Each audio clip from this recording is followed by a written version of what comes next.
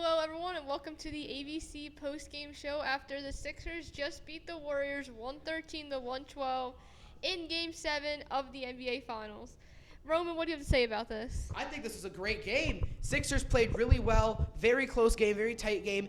Finally getting that championship that the city of Philadelphia deserves in 2025. Joel Embiid towards the end with that monster slam dunk on Steph Curry to finally put the game away was honestly something that I didn't anticipate happening. I didn't know if the perimeter defense was going to be good enough to keep Curry out from shooting all those threes, but they were able to do that, and they were able to neutralize weapons such as Andrew Wiggins from stopping Joel Embiid. Now, Jaden, Roman just mentioned how Embiid slammed on Curry to basically secure the game for the Sixers. How do you put yourself in perspective of this, and how do you feel about that slam dunk? I'll tell you the truth. The Warriors had a lot of opportunities to win the game, including all the turnovers. They gave up all of the missed threes. I feel like the Sixers kind of got lucky at the end of the day with with the Warriors' abundance of mistakes and mistakes and mistakes. I think, personally, the Sixers deserved to be NBA champions, but the Warriors deserved it. But the Sixers were able to get it from Golden State because of the fact that Golden State made mistakes after mistakes after mistakes after mistake after mistakes.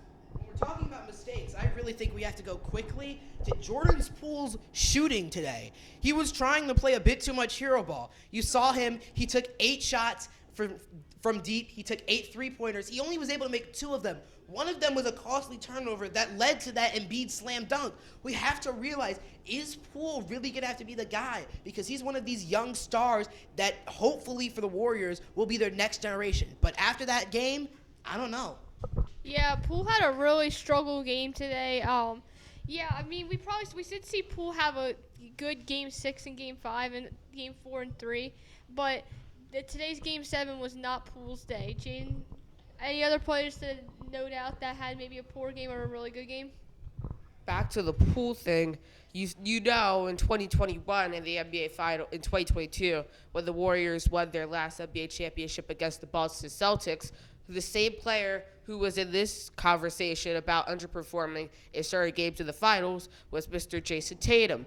Now this happens with Jordan Poole. Let's see what happens. Tatum has struggled since the finals that year. Let's see if Poole could bounce back from it going into a contract year after his extension this offseason.